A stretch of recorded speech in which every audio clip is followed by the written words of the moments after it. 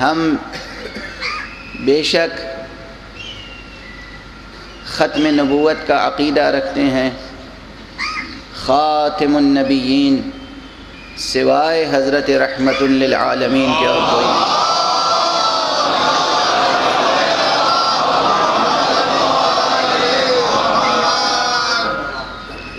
ہم اس نعمت الہیہ پر جتنا بھی شکر ادا کریں کم ہے۔ پوری انسانیت ممنون کرم الہی ہے کہ اس نے ایسا معلم انسانیت بھیجا کہ جو ہر اعتبار سے محمد ہے۔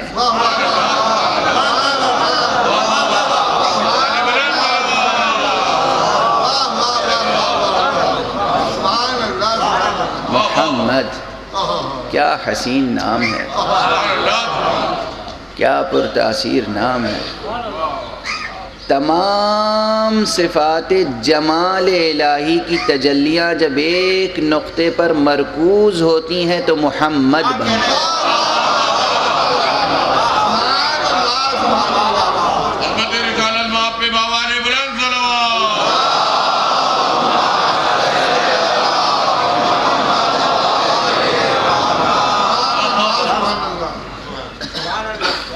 میں تو خود اس نام مبارک کی جاذبیت ایسی ہے کہ اس کی وضاحت کم سے کم میرے قدرت بیان سے باہر۔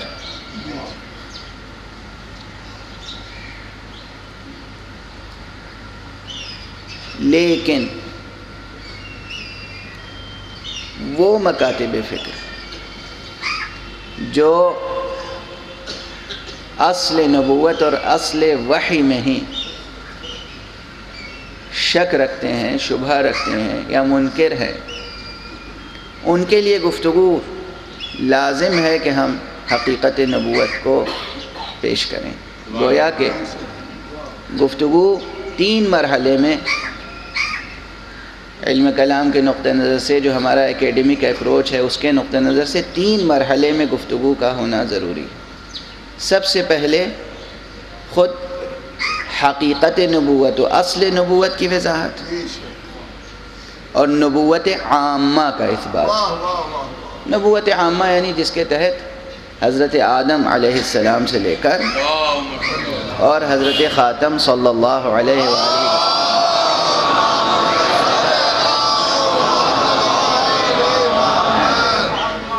سب کی نبوتیں ثابت ہوتی ہیں کہ ہاں نبوت کی ضرورت ہے، نبوت کا امکان ہے، نبوت فی الواقع موجود ہے۔ حضرت آدم نبی تھے، حضرت نوح نبی تھے، حضرت ابراہیم نبی تھے، حضرت موسیٰ نبی تھے، حضرت عیسیٰ نبی تھے، اور نبوت کا سلسلہ 1,24,000 انبیاء، یہ سب کے سب انبیاء تھے، نبی تھے، حامل وحی تھے، مخاطب الہی تھے براہ راست بواسطہ وحی۔ یہ اثبات پہلا مرحلہ ہے۔ خود اس اثبات میں اگر بالکل ایکیڈمک نقطہ نظر سے چلا جائے تو کتنے مرحلے ہیں، جو تمام مراحل طے نہیں ہو سکتے یہاں پر۔ وحی، لفظ وحی کے معنی کیا ہیں؟ وحی کی قسمیں کتنی ہیں؟ وحی میں فرشتے کی ضرورت کیا ہے؟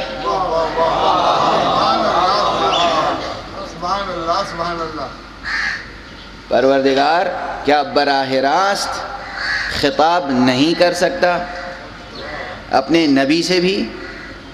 ایسا نہیں ہے، خطاب فرما سکتا ہے، اور جب اس کا دل جب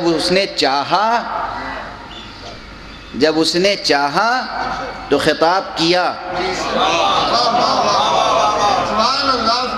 اور پوچھنے والوں کو، حیرت میں مبتلا پوچھنے والوں کو پوچھنا پڑا کہ یا رسول اللہ، آپ سے آپ کے رب نے کس طرح خطاب کیا؟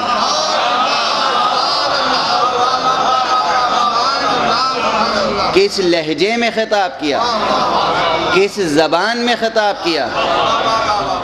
پوچھنے والوں نے پوچھا.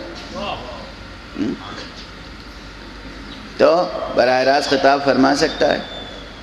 پھر بھی فرشتے کی ضرورت کیا ہے درمیان میں؟ فرشتے کی حقیقت کیا ہے؟ یہ انسانی ذہن ہے کہ جو خود یہ سوالات قائم کرتا ہے. انسان ان سوالات پر غور کرنے کے لیے مجبور ہے، غور کرنا ہی پڑتا ہے. اگرچہ بہت سے انسان ایسے ہیں جو خود اپنی حقیقت نہیں سمجھ سکتے، وہ فرشتے کی حقیقت کیا سمجھیں گے؟ جو اپنی حقیقت نہیں سمجھ سکتے وہ نبی کی حقیقت کیا سمجھیں گے؟ جو اپنی حقیقت نہیں سمجھ سکتے وہ اپنے سے برتر وجودات کی حقیقت کیا سمجھ سکتے؟ نہیں سمجھ سکتے. مگر یہ سوالات ہیں، اس پہ علماء نے، حکماء نے، عرفاء نے، متکلمین نے اپنے اپنے انداز سے اپنے اپنے دائرے عمل میں رہتے ہوئے گفتگو کی ہے، بحث کی ہے. تو یہ پہلا مرحلہ ہے. خود اس مرحلے میں بہت سے مرحلے ہیں. دوسرا مرحلہ گفتگو کا وہ ہے کہ جب نبوت خاصہ پر دلیل قائم کی جاتی. نبوت خاصہ سے مراد ہے خاص حضرت محمد عربی صلی اللہ علیہ وآلہ وسلم کی نبوت. کیونکہ ایک دنیا ہے جو اصلاً نبوت کی قائل نہیں ہے، کسی کی بھی نبوت کی قائل نہیں، لیکن ایک دنیا وہ ہے جو نبوت کی تو قائل ہے. وہ کہتی ہے ہمارے نبی نبی ہیں، آپ کے نبی نبی نہیں ہیں. دیکھیے یہ تب تک بحث رہے گی جب تک ہمارا اور آپ کا تصور قائم رہے گا.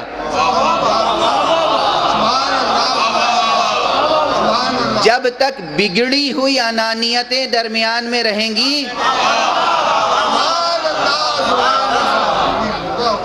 اس وقت تک ہمارے نبی اور آپ کے نبی کا فرق قائم رہے گا. اور کوئی اپنے نبی کا قائل ہوگا اور آپ کے نبی کا انکار کرے گا. مگر اگر یہ تسلیم کر لیا جائے کہ نبی کوئی بھی ہمارا نہیں ہے، نبی تو سب اللہ کے ہیں.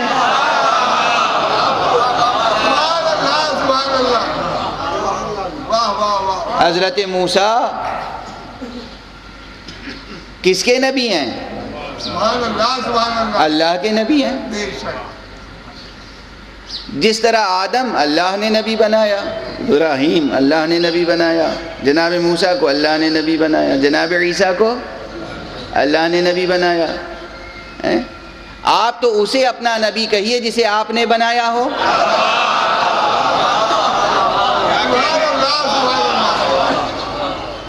اگر کسی کو آپ نے نبی بنایا ہے تو مبارک ہو، وہ آپ ہی کا نبی ہوگا، اور پھر وہ وہیں پہنچائے گا جو آپ نے جنت بنائی ہوگی.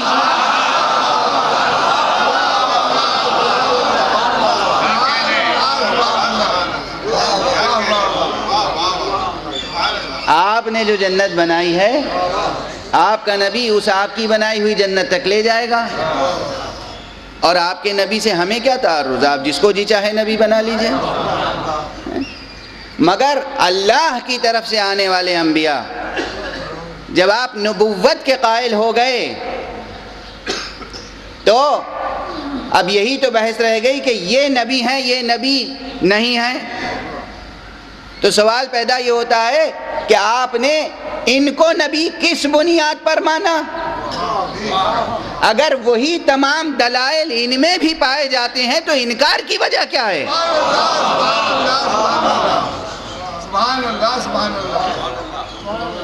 کوئی انکار کی وجہ نہیں. بہرحال یہ ایک مرحلہ بحث ہے کہ نبوت خاصہ پر گفتگو کی جائے، یعنی عمومی گفتگو کے بعد خاص دلیل قائم کی جائے کہ جناب ختمی مرتبہ صلی اللہ علیہ وآلہ وسلم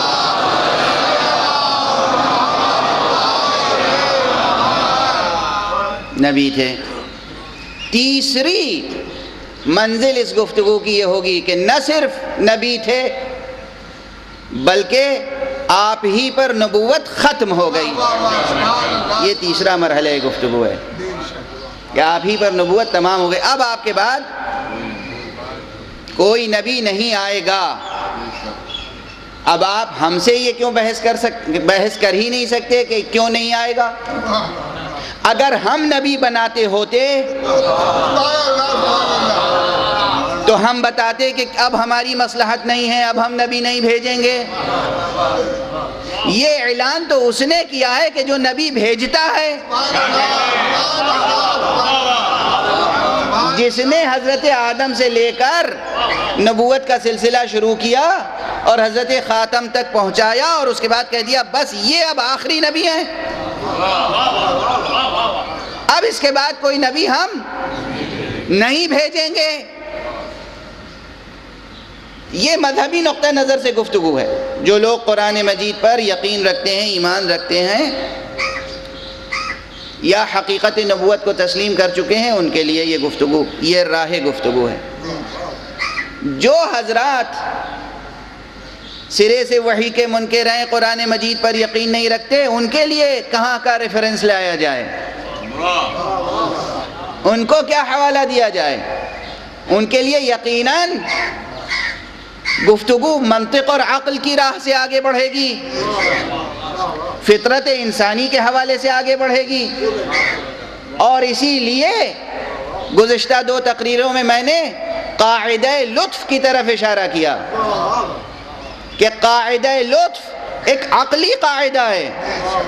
جب ہم نے حقیقت توحید کو قبول کر لیا، جب خالق کا تصور موجود ہے، جب رب کا تصور موجود ہے، تو رب کو اور خالق کو قبول کر لینے کے بعد اور اس حقیقت کو دریافت کر لینے کے بعد کہ خالق نے ہماری تخلیق بر بنائے غرض نہیں کی ہے،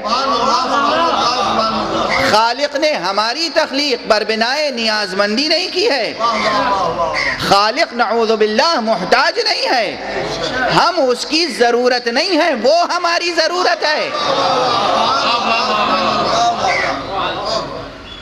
جب یہ چیز منکشف ہو جائے اور عقل بشری اس حقیقت کو پا جائے تو پھر یہ مسئلہ بہت آسان ہو جاتا ہے کہ یہ سمجھا جائے کہ وہ رب جو از راہ لطف، از راہ کرم، از راہ فیاضی، از راہ جود، از راہ سخا جس نے خلق فرمایا ہے، اسی نے یہ بھی کہا ہے کہ جب بھلائی کرو تو ادھوری نہ کرو، پوری کرو.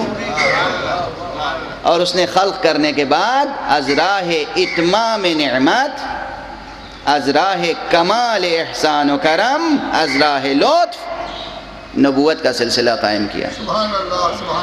یہاں تک گفتگو تقریباً پہنچ چکی ہے.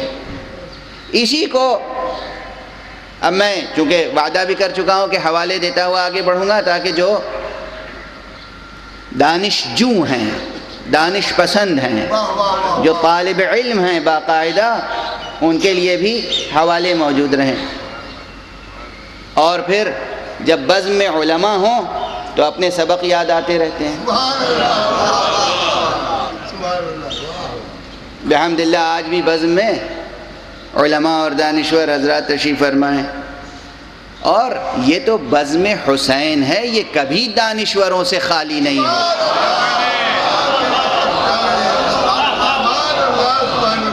یہ مجلس جو مجلس حسین ہے یہ کبھی علماء سے خالی نہیں ہوتی. آج بحمداللہ کئی علماء تشریف فرمائیں جس میں خصوصیت کے ساتھ مقام معظم رہبری حضرت آیت اللہ العظمی خامنئی مد ظلہ العالی، ان کے نمائندے جو اس سرزمین پر ہیں جناب حضرت آیت اللہ بہاؤالدینی تشریف فرمائیں. پروردگار ان کا سایہ دراز فرمائے اور مومنین کو، مسلمین کو، انسانوں کو ان سے استفادے کی توفیق عطا فرمائے. ہمارے اور دانشمند عزیز اور دیرینہ دوست جو یہاں پر ایک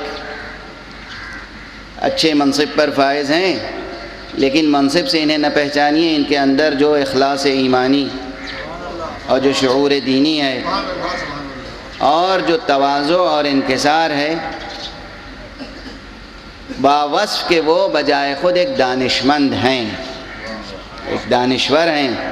برادر عزیز آقا زمانی تشریف فرما ہے، اور ایسے افراد کو دیکھ کر مجھے کبھی کبھی میر انیس کا شعر یاد آ جاتا ہے۔ کیا شعر ہے! اور یہ جوانوں کے لیے، عزیزوں کے لیے، سب کے لیے اس میں ایک پیغام بھی ہے کہ کچھ بھی کمالات آپ حاصل کر لیں مگر انکسار اور تواضع کی خو نہیں جانی چاہیے۔ اصل جوہر انسانیت تبھی کھلتا ہے، ظرف انسانی کی عظمت اور گہرائی کا پتہ تب چلتا ہے جب نعمتیں بڑھتی چلی جائیں تو تواضع بڑھتا چلا جائے۔ انکسار، تواضع، بہت ہی سچا شعر ہے، مضمون بہت ہی سچا ہے، اس کے باوجود شعر کی دلاویزی بھی بے پناہ ہے۔ میر انیس نے فرمایا ہے کہ خاک ساری نے دکھائیں رفعتوں پر رفعتیں، خاک ساری نے دکھائیں رفعتوں پر رفعتیں، اس زمیں سے واہ کیا کیا آسماں پیدا ہوا۔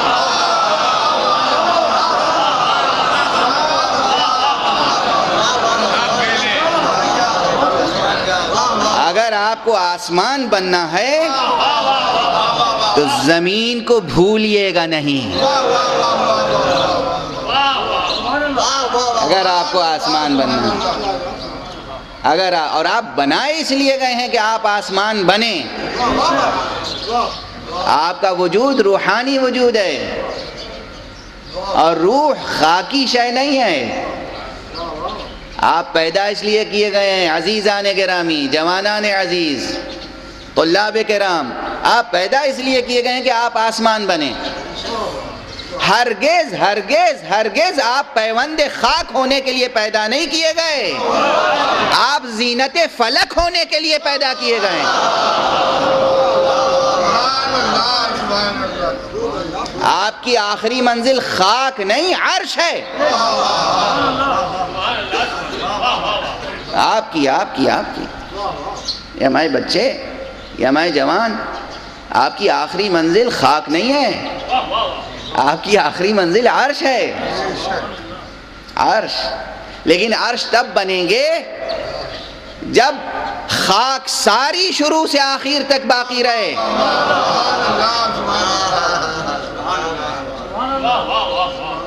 آپ سمجھیں گے کہ میں موعظہ کر رہا ہوں، موعظہ نہیں کر رہا ہوں، میں تو خود محتاج ہوں موعظے اور نصیحت کا، اور کبھی کبھی ایسے بزرگوں کی خدمت میں حاضر ہوتا ہوں کہ کچھ موعظہ اور نصیحت سن لوں۔ میں تو فضائل کی طرف اشارہ کرنا چاہ رہا ہوں۔ خاک ساری جب اپنی بلندی پہ پہنچتی ہے تو بو ترابی کہلاتی ہے۔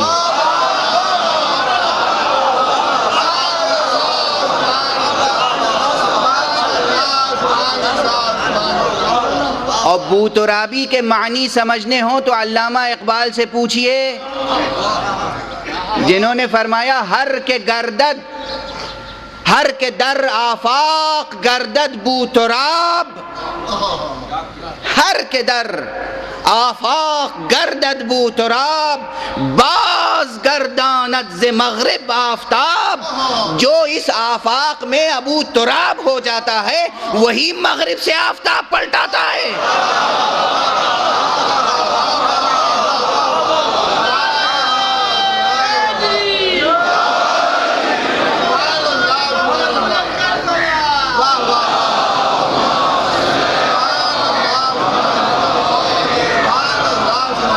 ایک اور بلندر صلوات۔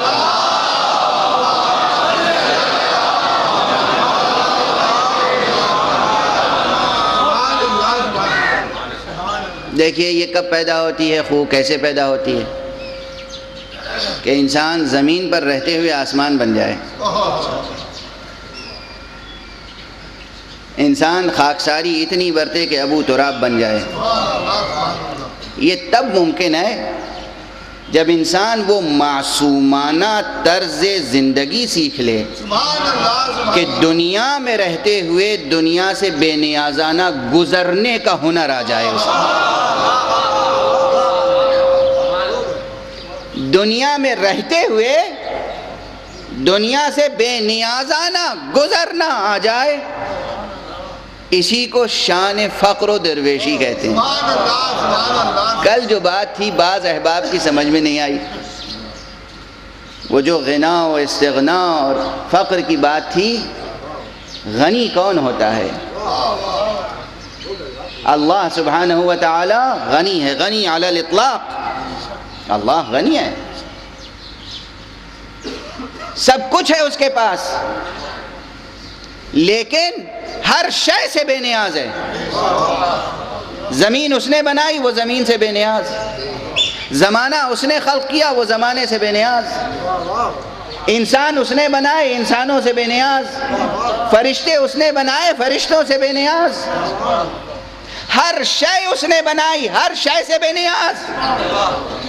اور فرمایا اور جو چیز بھی اس نے بنائی اسے خود برباد نہیں کرتا۔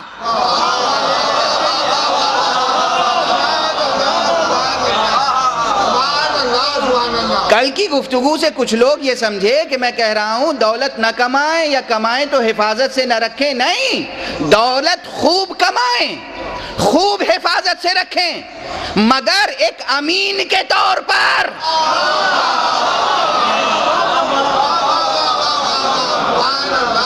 ایک امانت دار کے طور پر۔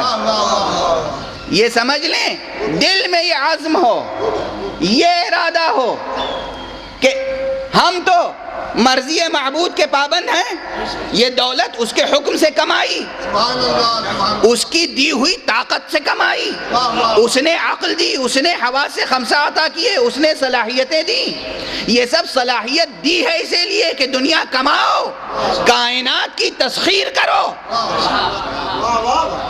مگر جس نے تسخیر کرنے کی قوت تمہیں دی ہے اسے بھول نہ جانا، اس کے حکم کے پابند رہنا۔ اگر وہ کہے کہ اب دولت لٹا دو تو بس بے دریغ لٹا دو، پھر نہ سوچنا کہ اب دولت کہاں سے آئے گی، جس نے پہلے دولت دی وہ دوبارہ دے سکتا ہے۔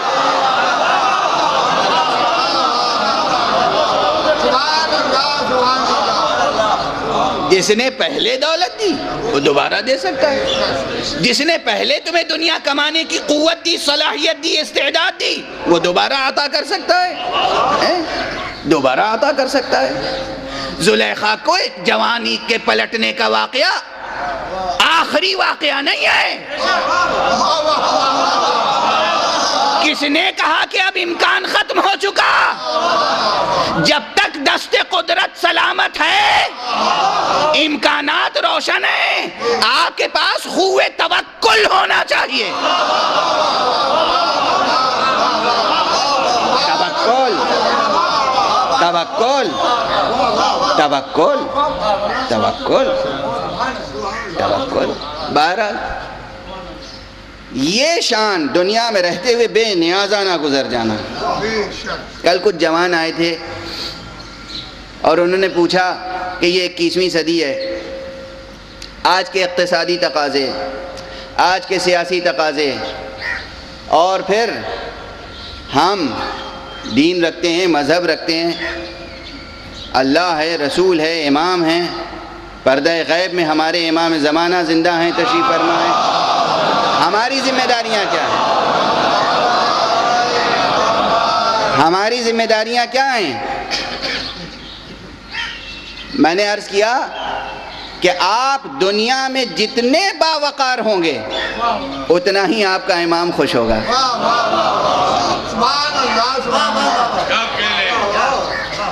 جتنے آپ مستحکم ہوں گے، قدرت مند ہوں گے، باوقار ہوں گے، صاحب علم ہوں گے، صاحب ثروت ہوں گے، صاحب مال ہوں گے، آپ کا امام خوش ہوگا۔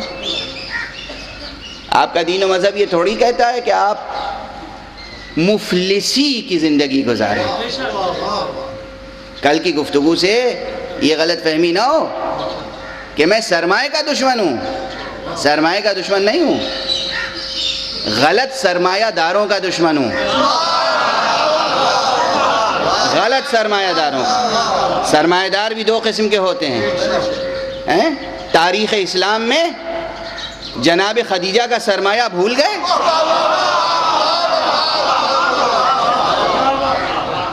جناب ابو طالب کے تجارتی قافلے بھول گئے؟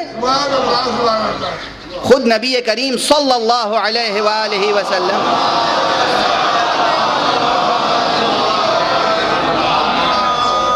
کا تجارتی قافلے میں جانا، خود تجارت کرنا،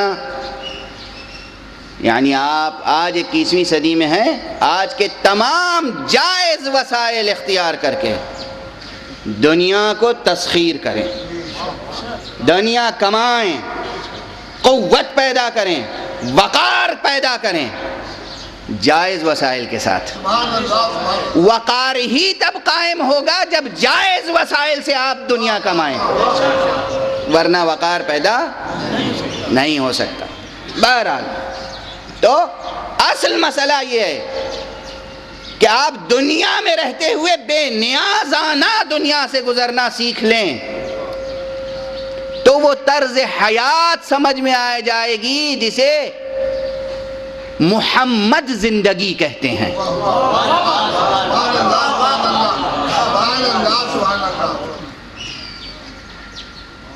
محمد زندگی، یہ ترکیب ہو سکتا ہے نہیں ہو، اب اردو نحو صرف والے پتہ نہیں کیا کیا حکم لگائیں گے کہ ترکیب درست ہے یا درست نہیں ہے۔ میں کہہ رہا ہوں محمد زندگی،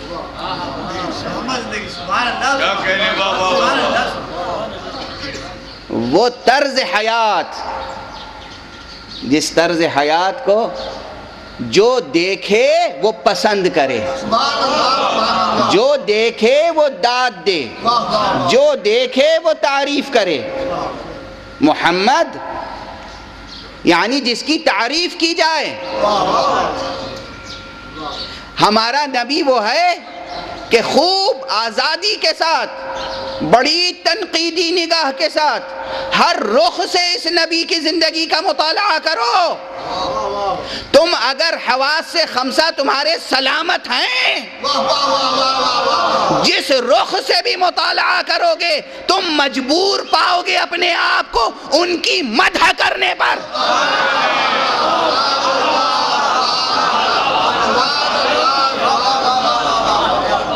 وہ ہے محمد زندگی، محمد زندگی۔ بہرحال جملے زبان پہ آتے چلے جاتے ہیں، عرض کرتا چلا جاتا ہوں، لیکن ایک صلوات پڑھ دیجئے محمد۔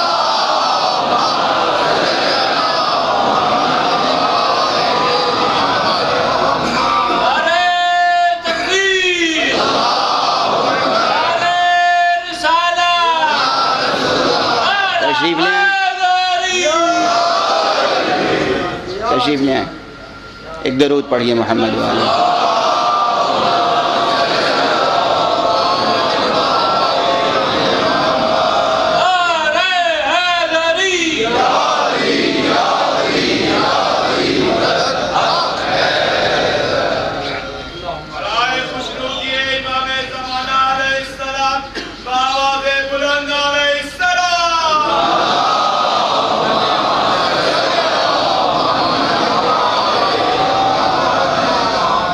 ایک اور بلندتر صلوات پڑھیں۔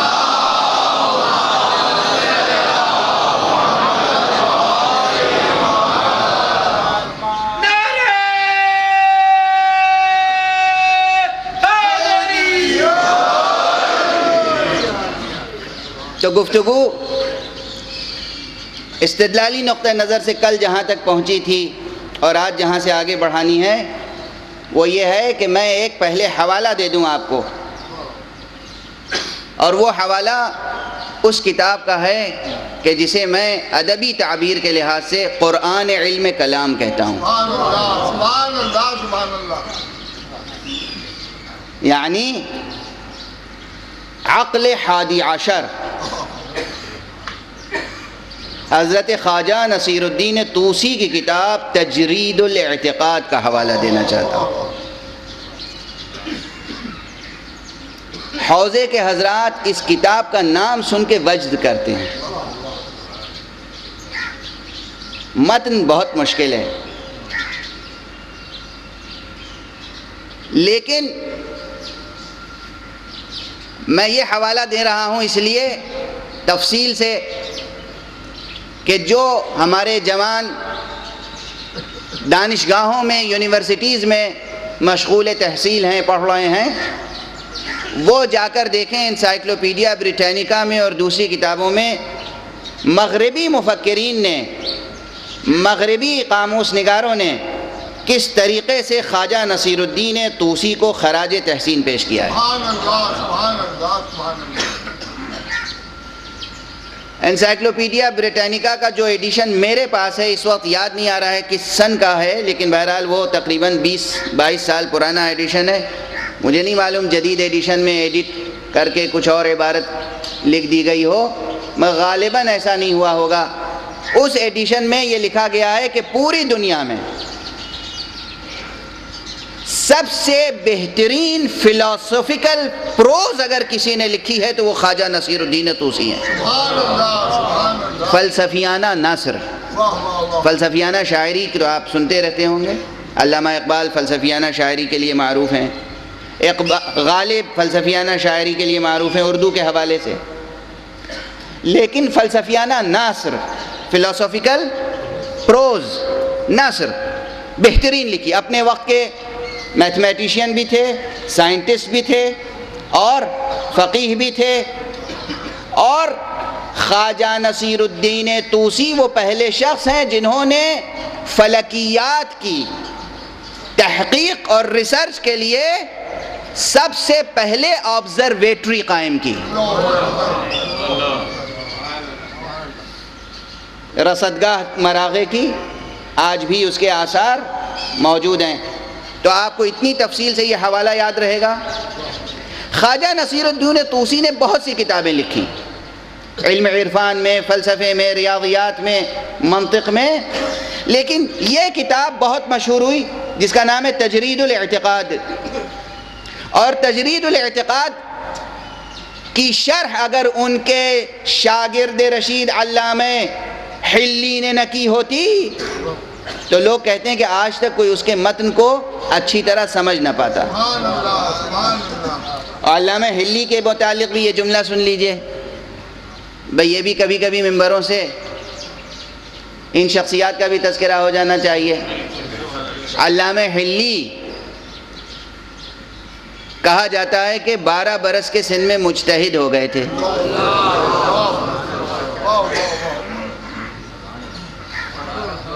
یعنی یہ میرے بچوں اور جوانوں کے لیے ایک حوالہ ہے کہ کم سنی میں مجتہد ہوا جا سکتا ہے.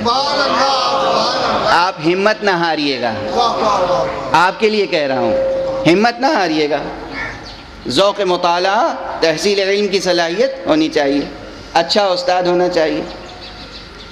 اور ان دونوں میں خواجہ نصیر الدین طوسی اور علامہ حلی میں ایک رشتہ یہ تھا کہ فقہ و اصول فقہ میں خواجہ نصیر الدین طوسی علامہ حلی کے شاگرد تھے، فلسفے اور ریاضیات میں علامہ حلی خواجہ نصیر الدین طوسی کے شاگرد. یہ ان کے استاد، وہ ان کے استاد. تو خواجہ نصیر الدین طوسی نے کتاب لکھی، متن لکھا، اور علامہ حلی نے اس کی شرح لکھی کشف المراد. میں متن کا حوالہ دے رہا ہوں. پوری بحث نبوت کو ایک جملے میں سمو کر رکھ دیا ہے اور فرماتے ہیں کہ البعثۃ حسنۃ لاشتمالها على فوائد كمعاضدة العقل فيما يدل عليه وَإِسْتِفَادَةِ الْحُكْمِ فِيمَا لَا يَدُلُّ. یہ اتنی سی عبارات پوری بحث نبوت اس میں سمٹی ہوئی ہے. پوری بحث. فرماتے ہیں کہ البعثہ یعنی نبی کا بھیجنا. نبی کا بھیجنا حسنتن ایک نیکی ہے، بھلائی ہے، لطف الہی ہے. اور اسباب لطف خدا پر لازم ہے کہ وہ نبی بھیجے، رسول بھیجے. کیوں؟ اب اسی جملے میں قاعدہ لطف کا ذکر تو آ ہی گیا. پہلے علماء متن لکھا کرتے تھے، متن. اب متن نگاری ویسی ہو نہیں رہی ہے. یہ بہت بڑا ہنر ہے. البعثۃ حسنۃ، بعثت رسول کا بھیجنا، نبی کا بھیجنا، یہ لطف کبریا ہے، بھلائی ہے، نیکی ہے اللہ کی طرف سے انسانوں کے حق میں. حسنۃ کیوں؟ اس لیے کہ یہ بہت سے فوائد اس میں ہیں. لاشتمالها علی فوائد، بہت سے فائدے ہیں. وہ فائدے کیا کیا ہیں؟ ان میں سے ایک فائدہ یہ ہے کہ معاودۃ العقل فیما یدل علیہ. جن چیزوں میں عقل انسانی انسان کی ہدایت کرتی ہے، نبی عقل کی تائید کرتا ہے. توجہ رہے، توجہ رہے. نبی عقل کی تائید کرتا ہے. چونکہ ایکیڈمک ریفرنس ہے تو اسی اسپرٹ سے سمجھیں، اور اس کے بعد میں مجلسی ذوق کے مطابق بھی اس کی وضاحت کر دوں گا. نبی عقل کی تائید کرتا ہے. کہاں تائید کرتا ہے؟ جہاں عقل خود بالاستقلال دلالت کرتی ہے. عقل انسانی بہت سے مسائل میں بالاستقلال دلالت کرتی ہے. یعنی کوئی نہ ہو تب بھی عقل ایک حکم لگاتی ہے اور وہ حکم درست ہے. مثلا ایک مثال دے دوں، اور اسے مثال صرف برسبیل مثال نہیں دے رہا ہوں، کل کی گفتگو سے مربوط کرنی ہے آج کی گفتگو. مثال کیا ہے؟ تناقض کا مسئلہ لے لیجئے. تناقض یعنی میں یہ کہوں کہ آج 4 محرم ہے اور اس وقت کراچی میں دن ہے اور رات بھی ہے. اس قضیے کو غلط ثابت کرنے کے لیے کسی نبی کی ضرورت نہیں ہے، کسی رسول کی ضرورت نہیں ہے، کسی امام کی ضرورت نہیں ہے، کسی استدلال کی ضرورت نہیں ہے. عقل کہتی ہے یہ قضیہ غلط ہے.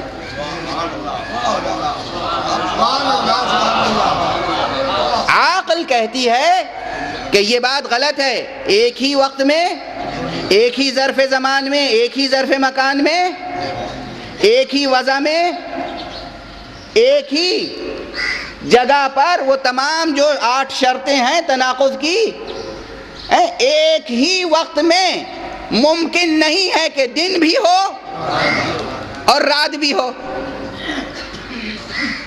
کیوں ممکن نہیں ہے؟ اس لیے کہ دن ہونے کا مطلب یہ ہے کہ رات نہیں ہے. رات ہونے کا کے معنی یہ ہے کہ دن نہیں ہے. اب جب کہنے والا کہہ رہا ہے دن بھی ہے اور رات بھی ہے، اس کا مطلب وہ یہ کہہ رہا ہے کہ دن ہے بھی نہیں بھی ہے. اسے کہتے ہیں تناقض. عقل بشری بالاستقلال حکم لگاتی ہے کہ تناقض باطل ہے. نقیضان لا یجتمعان ولا یرتفعان معان. 2 متناقض چیزیں ایک ہی وقت میں جمع نہیں ہو سکتی، ایک ہی وقت میں مرتفع نہیں ہو سکتی. میں اگر یہ کہوں کہ اس وقت نہ رات ہے نہ دن، یہ بھی غلط ہے. یا دن ہوگا یا رات ہوگی، ہے نا؟ یا دن ہوگا یا رات ہوگی. یہ نہیں ہو سکتا کہ نہ دن ہو نہ رات ہو. بھئی عقل اگر سلامت ہے توجہ رہے، عقل اگر سلامت ہے تو عقل بالاستقلال یہ حکم لگاتی ہے کہ تناقض جائز نہیں ہے، ممکن نہیں ہے، ناممکن ہے، محال ہے۔ ایک ہی وقت میں دن بھی ہو رات بھی ہو محال ہے، ایک ہی وقت میں ایک شخص حق بھی ہو باطل بھی ہو محال ہے، ایک ہی وقت میں ایک سچا بھی ہو جھوٹا بھی ہو محال ہے۔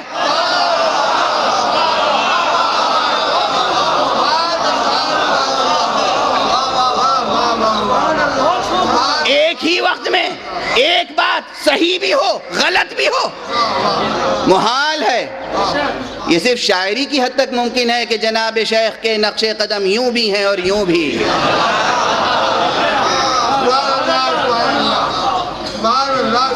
صرف شاعری کی حد تک۔ یہ مسئلہ اپنی جگہ مستحکم ہے، تناقض یہ عقل بالاستقلال تائید کرتی ہے۔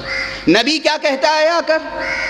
نبی اسی کی تائید کرتا ہے، عقل کی تائید کرتا ہے ان تمام مسائل میں جہاں عقل بالاستقلال حکم رکھتی ہے، وہاں نبی تائید کرتا ہے کہ عقل درست کہتی ہے۔ گویا نبی ہے جو آ کر کہتا ہے کہ انسانوں اپنی عقل کے ساتھ ساتھ آگے بڑھو۔ یہ نبی ہے جو عقل کی ارزش، عقل کی قدر و قیمت، عقل کی حقیقت و واقعیت کو سمجھاتا ہے، بتاتا ہے، تائید کرتا ہے، عقل کو مستحکم کرتا ہے۔ اور دوسرا فائدہ یہ ہے کہ وہ استفادت الحکم فیما لا يدل، اور جہاں عقل بالاستقلال بجائے خود آزادانہ طور پر عقل کوئی حکم نہیں لگاتی، کوئی فیصلہ نہیں کرتی، وہاں نبی فیصلہ کرتا ہے۔ اب یہ بتاؤ کہ وہ نبی، وہ نبوت کہ جو پہلے عقل کی تائید کرتی ہے، جب عقل خاموش ہو جائے گی تو کیا یہ نبی وہ بات کہے گا جو خلاف عقل ہو، یا وہ بات کہے گا کہ جو عقل کا تقاضا ہو؟ اور فرمایا آپ نے۔ اب یہ بحث آئندہ تقریروں میں آگے چلے گی کہ نبی اور نبوت عقل کی تائید کس حد تک کہاں تک کرتا ہے، نبوت عقل کی تائید کہاں تک کرتی ہے، اور عقل بشری، عقل انسانی کتنے مسائل میں مستقل طور پر حکم لگا سکتی ہے۔ انکار نہیں کر رہا ہوں کہ عقل مستحکم طور پر حکم نہیں لگا سکتی۔ 21ویں صدی میں گفتگو ہو رہی ہے، یہ گفتگو 1400 برس پہلے ہوتی تب بھی یوں ہی ہوتی، چونکہ نبوت کے حوالے سے ہو رہی ہے۔ 1400 برس پہلے نہیں، 14,000 سال پہلے ہوتی تب بھی یہ گفتگو یوں ہی ہوتی، اس لیے کہ نبوت کے حوالے سے گفتگو ہو رہی ہے۔ نبوت عقل کی تائید کرتی ہے۔ دیکھنا یہ ہے کہ عقل کہاں تک گویا رہتی ہے۔ ہر چیز کی حدیں ہیں، ہر چیز کی حدیں۔ عقل مجردات میں سے ہے، مفارقات میں سے ہے۔ عقل مادی حقیقت نہیں ہے، عقل مادہ نہیں ہے، مادی نہیں ہے، عقل مجرد ہے، جوہر مجرد، جوہر مفارق، یعنی عقل میں میٹر کی پراپرٹیز نہیں پائی جاتی۔ میں ایک جملہ کہنے کے لیے یہ سنگین اصطلاحیں استعمال کر رہا ہوں۔ عقل جوہر مجرد ہے، فرشتے بھی مجرد ہیں، فرشتے بھی مجرد ہیں۔ سفر معراج میں فرشتے کے قدم رک جاتے ہیں، نبی آگے جاتا ہے۔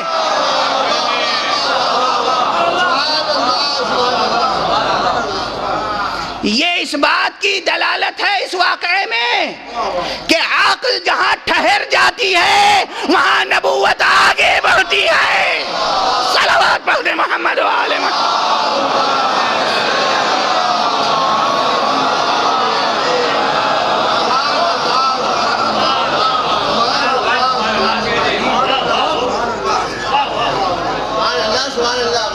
نبی اور نبوت کی حقیقت کو سمجھیں.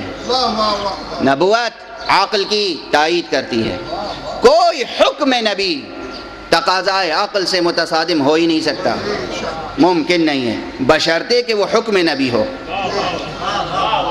اس میں تحریف نہ کی گئی ہو، راوی نے بات بدل نہ دی ہو، مجتہد نے اجتہاد میں خطا نہ کی ہو. وہ سب باتیں الگ ہیں. اگر قول قول خدا ہے، اگر قول قول نبی ہے تو عقل کے مخالف ہو ہی نہیں سکتا، عقل سے متصادم ہو ہی نہیں سکتا.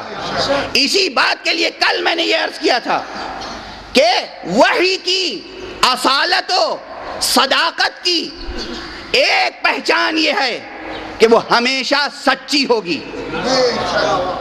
صداقت کی ایک عرفی تعریف ہے، آپ حضرات کے ذہنوں میں سچ اور جھوٹ کا ایک تصور ہے، مگر میں نے ایک جملہ اور کہا تھا کہ یہ وہ تصور ہے، آج وہ بات کہہ رہا ہوں جو تمام علوم میں یکساں طور پر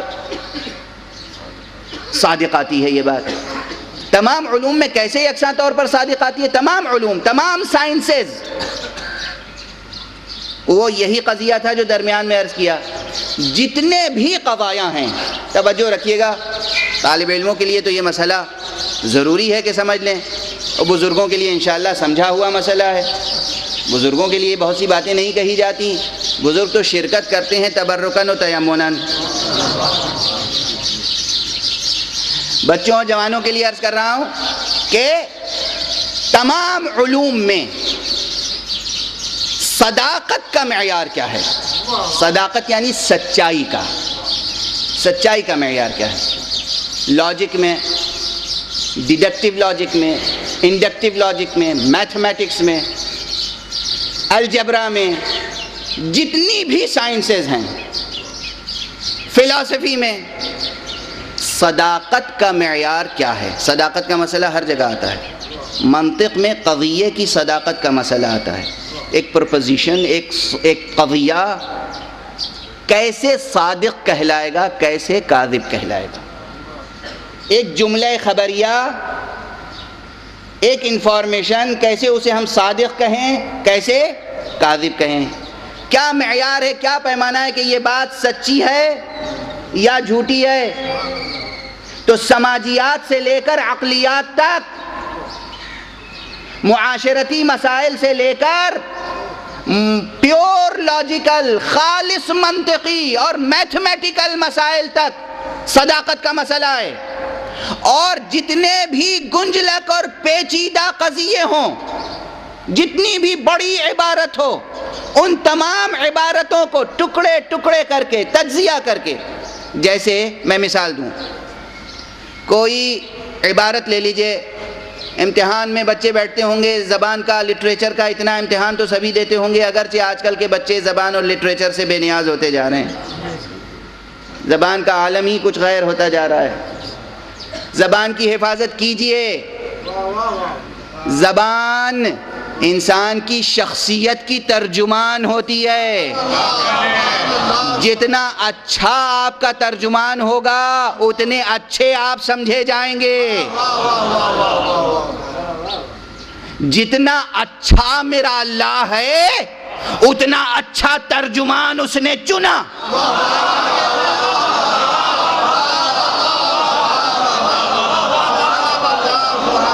اس نے محمد کو ترجمان کے طور پر چنا. اور جب محمد سے گفتگو کی، اللہم صلی علی محمد، جب خود محمد سے گفتگو کی تو بھی کسی اور کو نہیں، جان محمد کو چنا.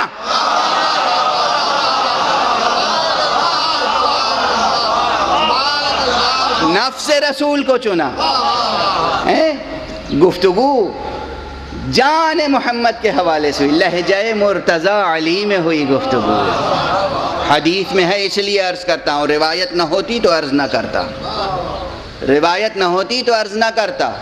حدیث میں ہے، روایت میں ہے. بہرحال آپ اپنی زبان کی حفاظت کریں. زبان کا جب امتحان دیتے ہوں گے تو ایک جملہ دیا جاتا ہوگا کہ اس جملے کا تجزیہ کیجئے، صرفی اور ترکیب بتائیے، نحوی. تو آپ کہتے ہوں گے یہ فعل ہے، یہ فاعل ہے، یہ اسم ہے، یہ حرف ہے، یہ مبتدا ہے، یہ خبر ہے. اور جب بڑی لمبی عبارت ہو تو اس عبارت کو ٹکڑوں میں بانٹ دیتے ہیں، چھوٹے سے چھوٹا یونٹ لے کر، چھوٹے سے چھوٹا کلاز لے کر، اور سینٹنس کی انالیسس کر دیتے ہیں، سینٹنس کا تجزیہ کر دیتے ہیں، جملے کا تجزیہ اور ترکیب مکمل ہو جاتا ہے۔ جیسے نحو اور زبان کے حوالے سے، ایسے ہی عقل کے حوالے سے کتنے ہی لمبے فلسفیانہ بیانات ہوں، ان تمام فلسفیانہ بیانات کو ٹکڑوں میں کر کے قضایا کو تحلیل کرتے ہیں، اور تمام قضایا منتہی ہوتے ہیں اس پر کسی تھیوری کو یہ پرکھنے کے لیے کہ یہ تھیوری جینوین ہے یا نہیں، تھیوری ساؤنڈ ہے یا نہیں، یہ استدلال، یہ آرگومنٹ صحیح ہے یا نہیں، اسے ٹکڑوں میں کر کے لے جاتے ہیں وہاں پر کہ کہیں اس میں تناقض تو نہیں ہے، یعنی ایسا تو نہیں ہے کہ ایک ہی وقت میں ایک بات کہی جا رہی ہو اور اسی بات کی نفی بھی کی جا رہی ہو، یہ کہا جا رہا ہو کہ زید کھڑا ہے اور کہا جا رہا ہو زید کھڑا نہیں ہے، یہ کہا جا رہا ہو کہ اس وقت دن ہے اور یہ بھی کہا جا رہا ہو کہ اس وقت دن نہیں ہے۔ اگر کسی تھیوری میں، کسی نظریے میں اس قسم کا تناقض پیدا ہو گیا تو وہ ریجیکٹ کر دی جائے گی۔ یہ تمام علوم میں ہے، تمام سائنسز میں آخری محک اور پرکھ کسوٹی یہ ہے کہ جتنا بڑا بھی بیان ہو اس کو اس میدان کا نقاد، ان بڑے بیانات میں عوام الجھ جاتے ہیں، نقاد فوراً اس کا تجزیہ تحلیل کر کے آخری نقطے تک پہنچتا ہے کہ اس کو ٹکڑوں میں بانٹ کے دیکھا کہ اس میں تناقض ہے کہ نہیں، تناقض ہے، ریجیکٹ کر دیا نظریہ، تھیوری ریجیکٹ کر دی، تناقض نہیں ہے تو قبول کر لیا۔ گویا تناقض کا نہ ہونا صداقت کا معیار ہے، تناقض کا نہ ہونا صداقت کا معیار۔ اب اسی معیار پر محمد عربی کو چنو اور دیکھو اور ان کی باتوں کو پرکھو۔ میں نے کہا تھا وہ صادق ہیں اور امین، یہ دونوں القاب کا ہونا ضروری تھا، اگر صادق کے ساتھ امین نہ ہوتے تو تناقض ہوتا۔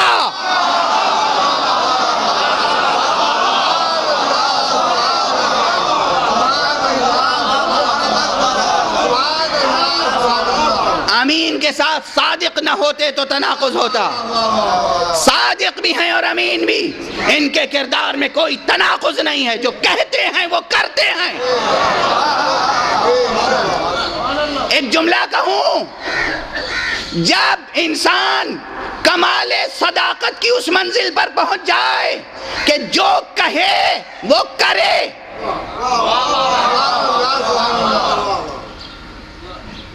تبھی، اور جو کرے وہی کہے،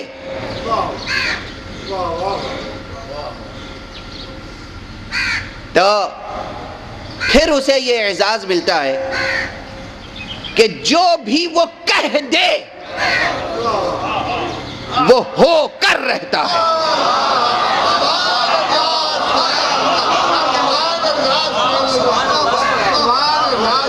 جو بھی وہ کہہ دے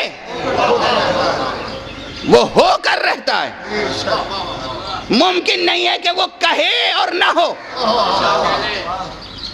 مثالیں دینے کی اور روایتیں پیش کرنے کی اب گنجائش نہیں ہے، بس ایک جملہ کہہ دوں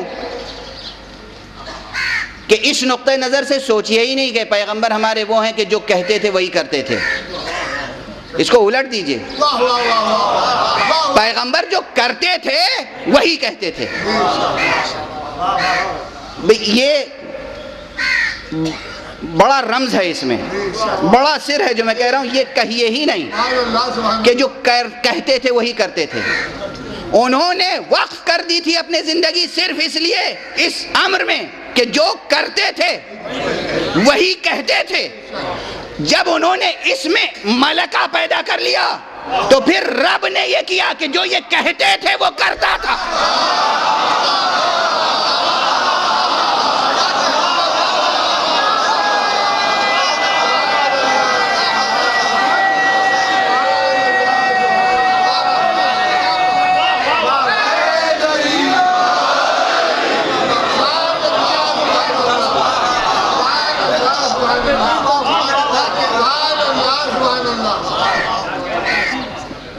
تمہید میں وقت گزر جاتا ہے، اور جب آپ کا ذہن آمادہ ہوتا ہے کہ فلسفے کے معجزات کو سمجھ سکیں، ان کے کردار کو سمجھ سکیں، ان کی سیرت کو سمجھ سکیں، تو میں گھڑی دیکھ کر ویسے ہی ہو جاتا ہوں کہ جیسے مور جنگل میں اپنا پاؤں دیکھ کے شرما جاتا ہے، دامن وقت میں گنجائش نہیں ہے۔ حضور کی زندگی میں یا معصومین کی زندگی میں جو معجزات ہیں، وہ معجزات کا سرچشمہ یہی ہے، دنیا میں رہتے ہوئے دنیا سے بے نیازانہ گزرنے کا جو ہنر ہے، یعنی ظاہری نظام اسباب و علل سے بھی بے نیازانہ گزرنا۔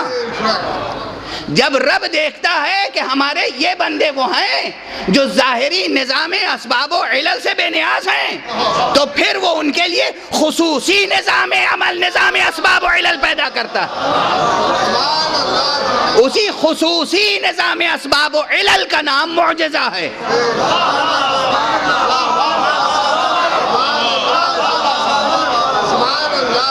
اور وہ معجزہ بھی ان کی صداقت اور ان کی معصومانہ زندگی سے سرچشمہ پیدا ہوتا ہے، کرامت و صداقت۔ بہرحال کل تک بھی گفتگو یہیں پہنچی تھی کہ یہ صادق ہیں اور امین، آج بھی گفتگو ابھی یہی ہے کہ صادق ہیں اور امین، اور ابھی صادق اور امین کی شرح پوری نہیں ہوئی۔ دیکھیے نا، پیغمبر اور یہ شان ہر اس ذات میں ہے کہ جس ذات کو پیغمبر نے کہہ دیا یہ میرا ٹکڑا ہے۔ بھئی کسی کو اہل بیت پیغمبر میں شامل کرنے سے پہلے یہ دیکھ لیجئے کہ یہ صفت اس میں ہے کہ نہیں۔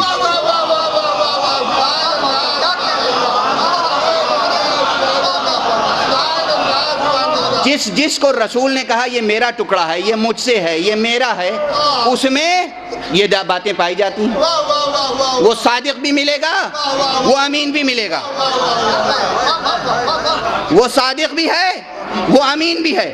ہجرت کے وقت رسول نے اپنے بستر پر جسے سلایا تھا، وہ سلایا اسی لیے تھا تاکہ دنیا دیکھ لے کہ ایک صادق و امین گیا، یہ دوسرا صادق و امین ہے۔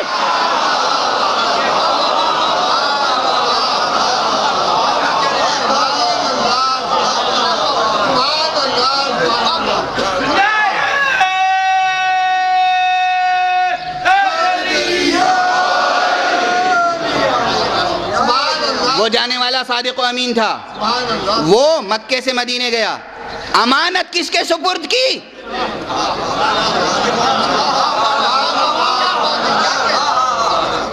یا علی امانتیں واپس کر کے آنا، تاکہ دنیا دیکھے امانت دی تھی محمد کو، ملی علی سے۔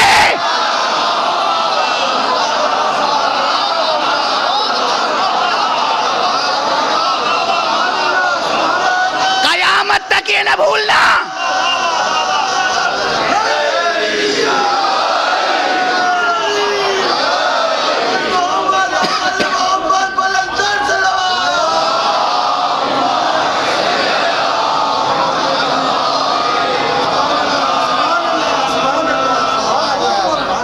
بس ایک ایک کلمہ بس گفتگو روز آگے بڑھتی، ایک کلمہ اس سے آگے بڑھ نہیں پاتی، ایک کلمہ گفتگو آگے بڑھ جاتی۔ یہ صادق ہیں اور امین، اور جو ان سے وابستہ ہے۔ علی کی صداقت و امانت، زہرا کی صداقت و امانت ہے۔ میں نے کہا نا، جب کوئی وقف کر دے اپنی زندگی کے جو کرے وہی کہے، تو پھر یہ شان پیدا ہو جاتی ہے کہ وہ جو کہہ دے وہ ہو جائے۔ زہرا کہہ تو دیں کہ بچوں تمہارے کپڑے خیاط لے کر آئے گا،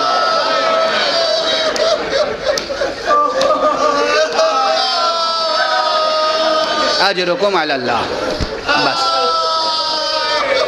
زہرا کہہ دیں بچوں تمہارے کپڑے خیاط لے کر آئے گا، تو خیاط لے کر آئے گا پھر۔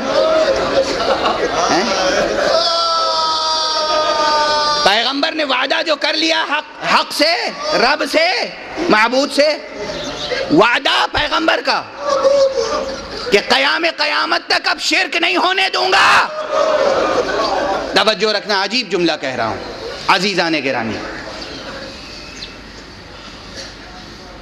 رب نے ختم نبوت کا اعلان یوں ہی تھوڑی کیا ہے، توحید کو اس استحکام کے ساتھ پیش کیا ہے پیغمبر نے کہ اب قیامت تک دین پیغمبر میں بت پرستی اور شرک داخل نہیں ہو سکتی۔ وعدہ تو یہ تھا پیغمبر کا، پیغمبر نے خود پورا کیا، لیکن اس کے ساتھ جن ہستیوں نے اس وعدے کو نبھایا ہے ان میں وہ بھی ہے کہ جسے پیغمبر نے کہا تھا حسین منی و انا من حسین،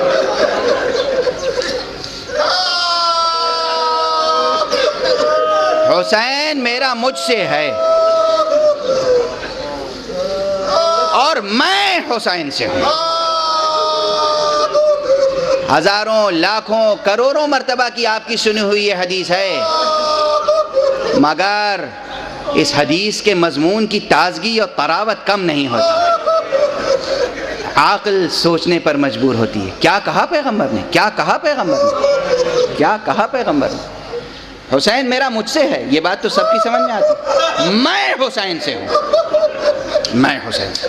اب رسول کی صداقت و امانت دیکھنا ہو تو حسین میں دیکھو، وہ امانت الہیہ جو محمد کی سپرد کی تھی اس کی حفاظت کس نے کی؟ حسین نے۔ کربلا جیسا معجزہ حسین نے پیش کیا، معجزہ ہے کربلا، معجزہ۔ کربلا سانحہ بھی ہے، کربلا حادثہ بھی ہے، کربلا المیہ بھی ہے، کربلا ایک تاریخی واقعہ بھی ہے، مگر سب سے بڑی بات یہ ہے کہ کربلا حسین کا معجزہ ہے۔ عقلیں حیران ہیں، کوئی دوسرا انسان ایسا معجزہ پیش نہیں کر سکتا، عاجز ہیں ہمتیں، حوصلے پست ہیں۔ حسین نے کیا معجزہ پیش کیا ہے، کیا کیا پیش کروں، کیا کیا یاد دلاؤں؟ 4 محرم ہو گئی، حسین کے ہم رکاب 72 شہداء ہیں، سب کا تذکرہ نہیں ہو پاتا، ہر شہید کی کتنی مصیبتیں ہیں، سب کا تذکرہ نہیں ہو پاتا، حسین کی اپنی مصیبتیں اس کا سب کا تذکرہ نہیں ہو پاتا۔ اگر اندازہ کرنا ہو کہ حسین پر کیا گزری تو حسین کے حوالے سے یہ دیکھیے کہ حسین نے کیسے محسوس کیا کہ دوسروں پہ کیا گزرتی ہے۔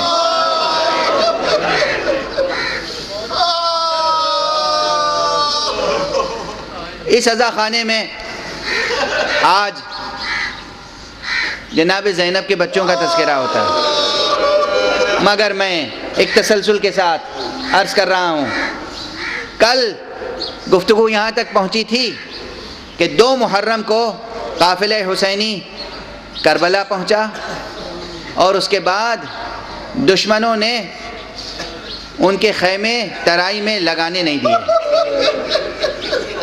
دریا سے دور کر دیے، اور اس تمام ظلم و ستم میں وہ شریک ہے اب تک، یعنی خیموں کے ہٹائے جانے تک، جس کا نام حر ہے، وہ حر جسے راستے میں حسین نے خود پانی پلایا تھا،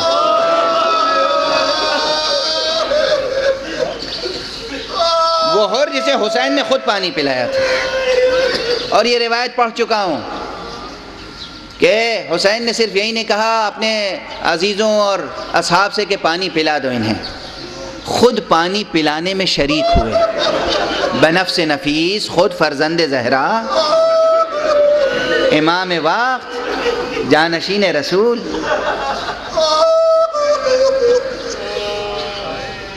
اور کے ساتھیوں میں سے ایک شخص کا بیان ہے، میں تفصیل کے ساتھ عرض کر چکا ہوں پہلے اسی منبر پر، وہ کہتا ہے کہ اتنی پیاس کی شدت تھی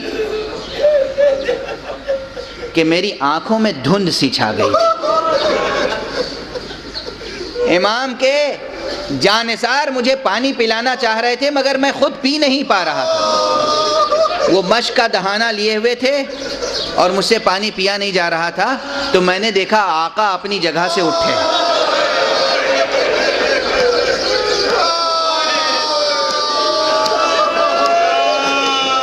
اور آنے کے بعد انہوں نے چلو میں پانی لے کر میرے منہ میں مشک کا دہانہ لگا کر مجھے پلایا.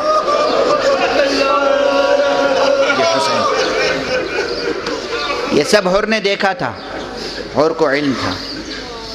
اسی لیے شب عاشور تک تو حر اس فوج میں رہا, مگر شب عاشور پوری رات عجیب کیفیت میں گزاری. مشہور واقعہ ہے, آپ حضرات کو بس یاد دلانا ہے. 2-3 فقرے یاد دلا کر آگے بڑھ جاؤں گا اور آپ گریہ کرتے رہیں گے کہ شب عاشور اس کے خیمے میں دسترخوان بچھا, اس کا بیٹا, غلام اور اعزا اس کے ساتھی سب منتظر تھے کہ حر آئیں تو کھانا کھایا جائے. بیٹے نے غلام کو بھیجا کہ جاؤ کہہ دو کہ دسترخوان آمادہ ہے. غلام نے آ کے کہا کہ ان کی کیفیت عجیب ہے, گھوڑے پر ہیں, گم سم بیٹھے ہوئے ہیں.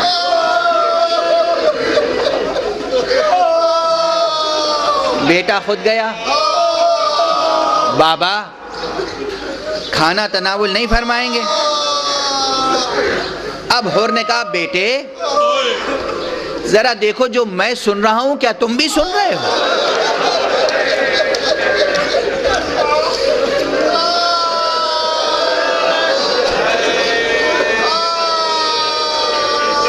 جو میں سن رہا ہوں کیا تم بھی سن رہے ہو؟ بیٹا حر کا بیٹا تھا, اس نے دیکھا باپ کا رخ جو ہے وہ خیام حسینی کی طرف ہے. کہا ہاں بابا میں سن رہا ہوں, خیام حسینی سے چھوٹے چھوٹے بچوں کی بلک بلک کے رونے کی آواز آ رہی ہے. وہ کہہ رہے ہیں العطش العطش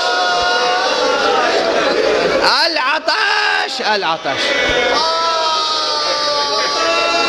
اجرکم علی اللہ, اجرکم علی اللہ.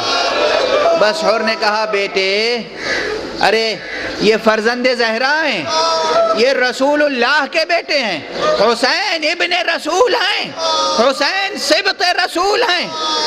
آج وہ پیاسے ہیں, ان کا کنبہ پیاسا, ان کے بچے پیاسے, ہم کیسے اپنی بھوک پیاس مٹا لیں؟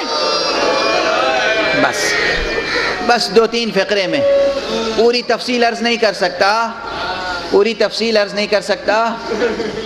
حر نے اس فوج کو چھوڑا, اور تنہا نہیں, ساتھ میں بیٹا ہے, ساتھ میں بھائی ہے, ساتھ میں غلام ہے. اور ایک خاص انداز ہے, جب خیمہ حسینی کے قریب پہنچا تو بیٹے سے کہا بیٹا میرا ہاتھ باندھ دے.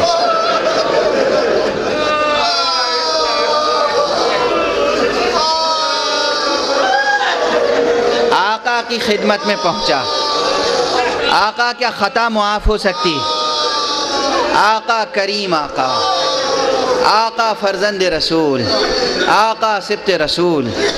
اس نے کہا اے حر تو اس دنیا میں بھی آزاد ہے, اس دنیا میں بھی آزاد. اے حر مگر عجب وقت آیا ہے, ہم ہر آنے والے مہمان کی پذیرائی کا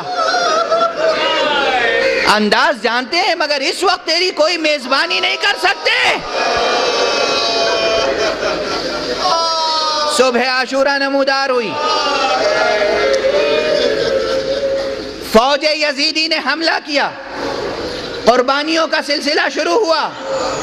اب بس ایک جملے پر, اسی جملے کے لیے گزارش کر رہا تھا کہ حسین پر کیا کیا گزری یہ تو ہم محسوس بھی نہیں کر سکتے. بس یہ سمجھنے کی کوشش کریں حسین نے دوسروں کا غم کیسے محسوس کیا. روایت میں ہے کہ حر نے خود قربان ہونے سے پہلے اپنے بیٹے کو بھیجا. بس اس جملے کو سنیں, جب حر کا بیٹا بہادری کے ساتھ جنگ کر کے زمین کربلا پر آیا اور اس نے اپنے باپ کو آواز دی, حر بے اختیار جوان بیٹے کے لاشے پہ پہنچا. جب حر پہنچا تو دیکھا اس سے پہلے حسین لاشے پر موجود ہے.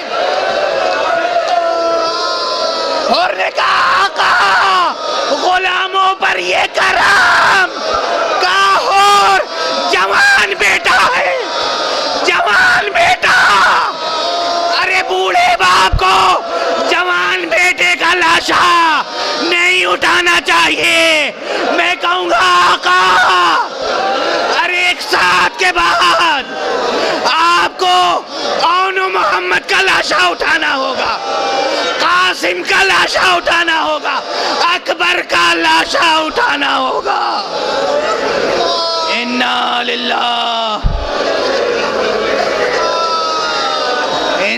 للہ و انا الیہ راجعون. رضا بقضائه وتسلیما لامرہ. معبود ہمیں علوم قرآن اور معارف اہل بیت سے آشنا فرما. پروردگار معبود ہماری اس عبادت عزا کو قبول فرما. معبود ملت اسلامیہ کو تہذیب آل محمد کے سانچے میں ڈھال دے.